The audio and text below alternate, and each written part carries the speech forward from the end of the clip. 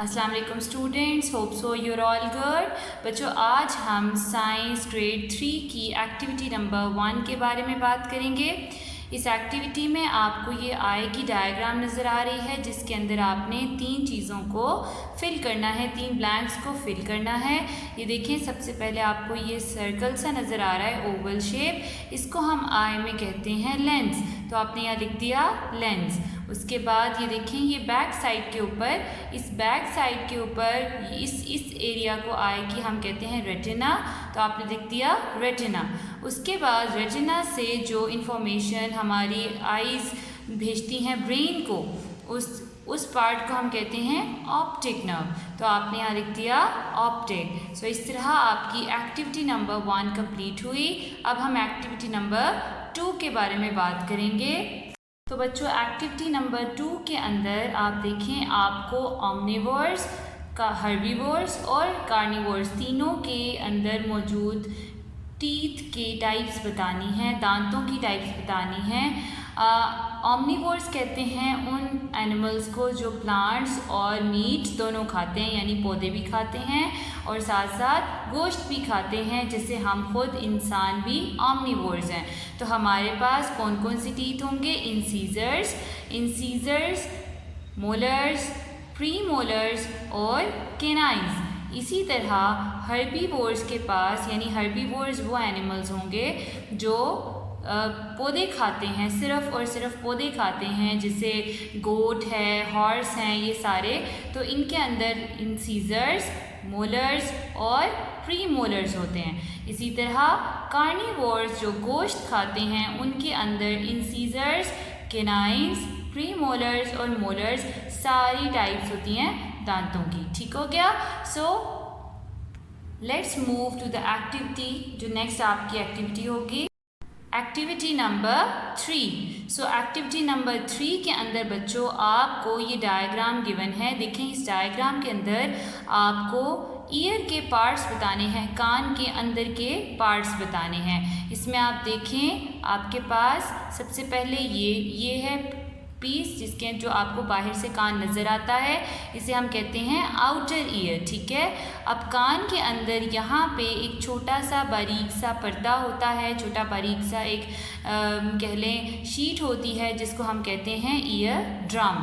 Ear drum के आगे छोटी छोटी बोन्स होती हैं, उनके डिफरेंट नेम्स हैं। 3 बोन्स होती हैं, हैमर, एनविल और स्टिरअप। तो आपने ये तीनों इसी तरह फिल करने हैं। उसके बाद दरमियान जो इसको in bone, ear drum, hammer, anvil और स्टिरअप, इन सबको हम कहते हैं मिडल ईयर, तो आपने ये लिख देना है। उसके बाद जो मिडल ईयर के बाद का जो पोर्शन है, उसे हम कहते हैं इनर ईयर। ठीक है।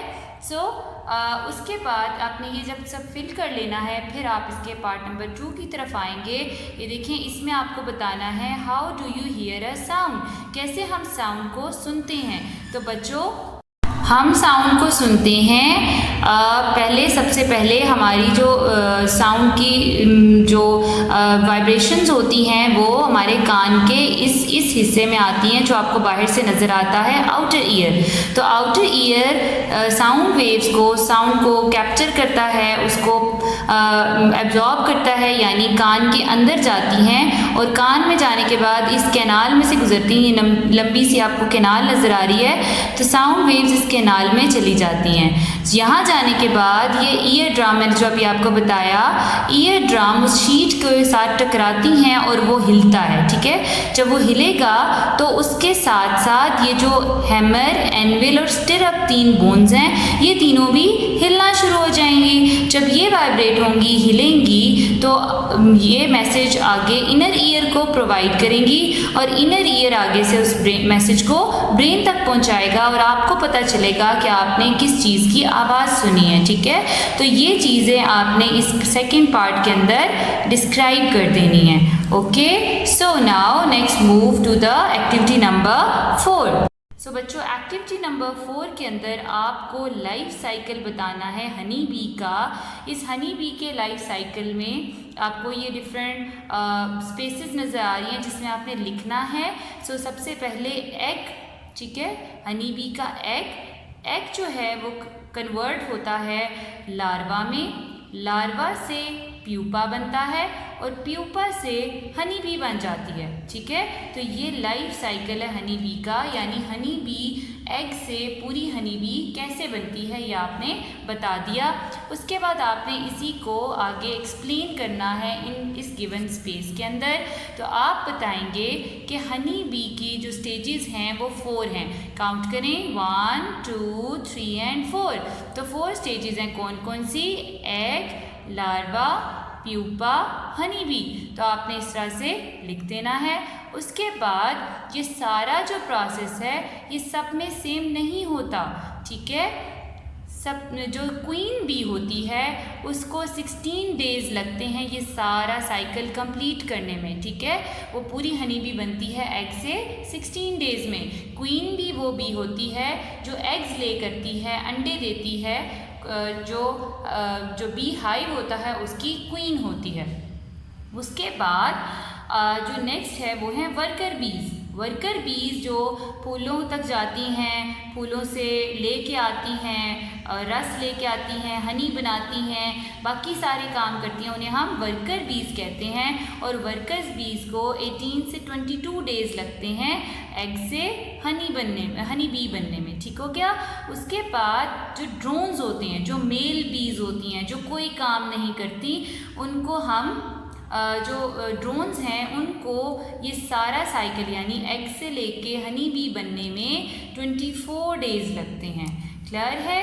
अगर आपको कोई भी स्टेज समझ नहीं आए तो आप इस वीडियो को बैक करके आप उसको दोबारा से सुन सकते हैं। नंबर 5 के बारे में बात करेंगे। इस एक्टिविटी में आपको ये पिक्चर नज़र आ रही है, इसकी मदद से आपने फोटोसिंथेसिस को डिफ़ाइन करना है।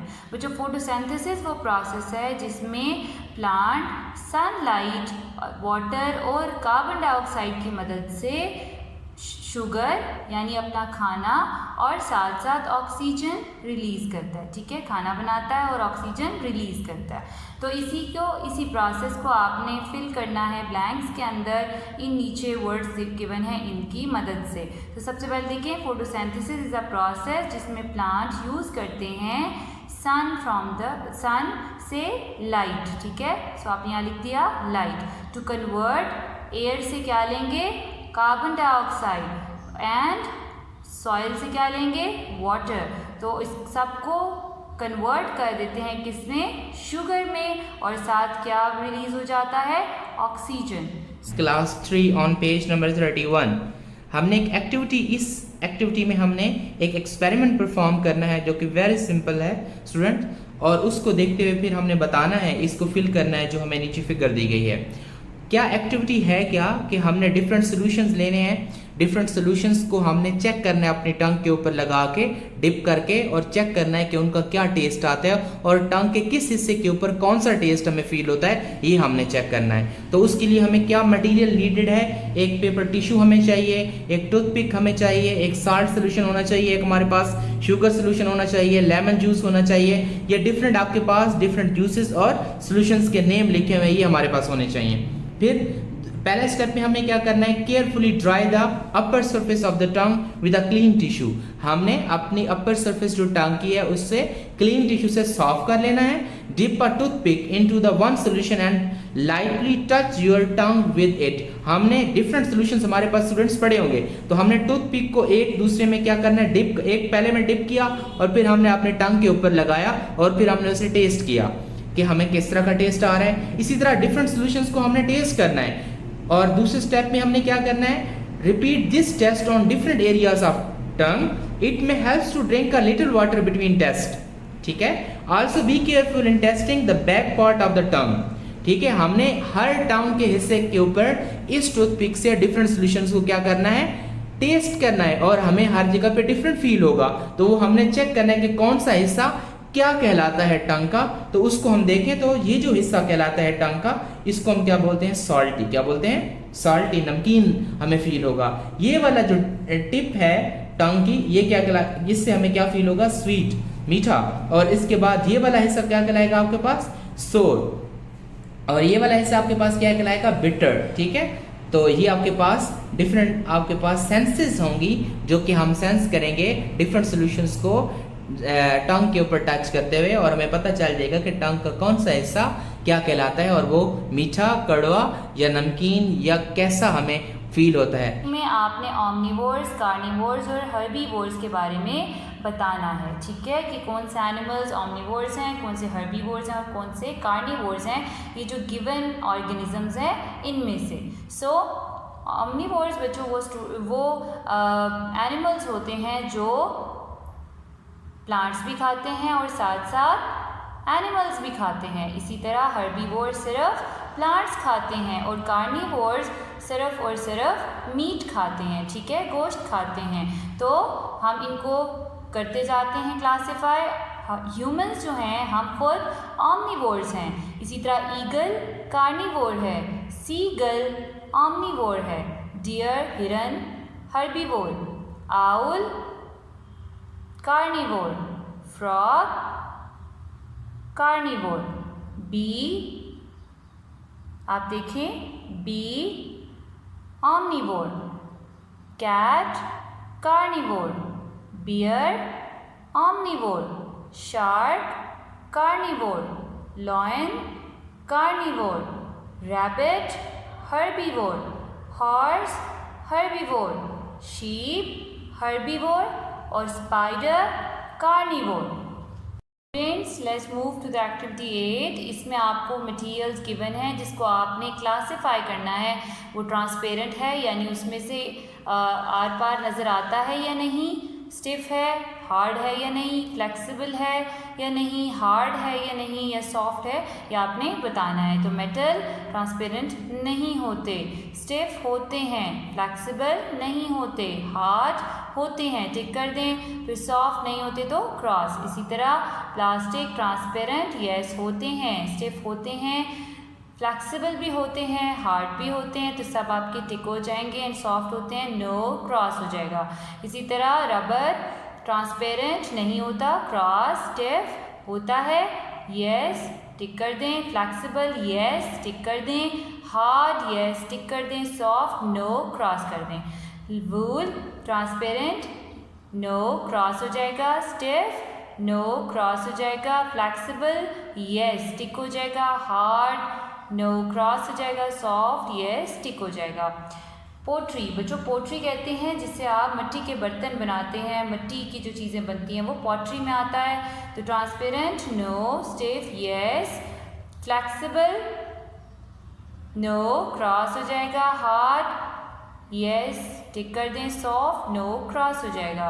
इसी तरह ग्लास शीशा ट्रांसपेरेंट तो यस, स्टिफ यस, टिक कर दें, फ्लेक्सिबल नो, क्रॉस हो जाएगा, हार्ड यस, टिक कर दें, सॉफ्ट नो, क्रॉस हो जाएगा। फिर उसके बाद कॉर्क, कॉर्क कहते हैं लकड़ी का जो हम बॉटल वगैरह बंद करने के लिए एक लकड़ी का ढक्कन यूज़ करते हैं, उसे हम कॉर्क कहते हैं। तो कॉर्क ट्रांसपेरेंट होता है नो, स्टिफ होता है यस, फ्लेक्सिबल होता है नो, हार्ड होता है यस एंड सॉफ्ट होता है नो। तो आपने क्रॉस कर देना है। इसी तरह रॉक यानी पहाड़ या चट्टान या पत्थर कह लें। So rock transparent no, stiff yes, flexible no, hard yes and soft no. Page number 34।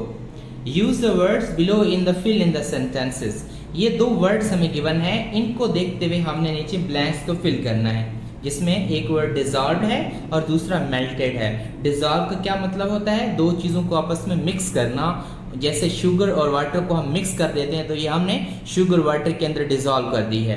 और देन अगर हम मेल्टेड की बात करें तो जैसे हम आइसक्रीम खा रहे होते हैं और थोड़ी देर हम अपने हाथ में रखें तो वो थोड़ी देर बाद मेल्ट हो जाती है, लिक्विड बन जाता है। पहले वो आइस की तरह होती है और बाद में वो लिक्विड बन जाता है, तो उसको हम क्या कहते हैं? मेल्टेड कहते हैं। यहाँ पे हमें दो फिगर्स भी बताई गई हैं जिनमें से एक डिजॉल्व है और एक मेल्टेड है। एनीवेज, जो हमारा नेक्स्ट क्वेश्चन है वो क्या है? द चॉकलेट फेल्ट मशी इट इज मेल्टेड। चॉकलेट मशी कब हमें फील्ड होती है? जब वो क्या हो जाती है? मेल्ट हो जाती है। The sugar seem to disappear in the water. अगर हम शुगर को वाटर के अंदर डालेंगे तो वो हमें थोड़ी देर बाद नजर नहीं आएगी, क्योंकि वो उसके अंदर क्या हो जाती है? डिजॉल्व। तो आपने क्या करना है? डिजॉल्व फिल करना है। The salt and water mix together. Water और साल्ट आपस में क्या हो जाते हैं, मिक्स हो जाते हैं, इसका क्या मतलब है, वो क्या होगा, डिजॉल्व हो गया। और आइसक्रीम गॉड्स लस्सी, इसका मतलब क्या है कि वो क्या हो गई, मेल्ट हो गई। Thank you students.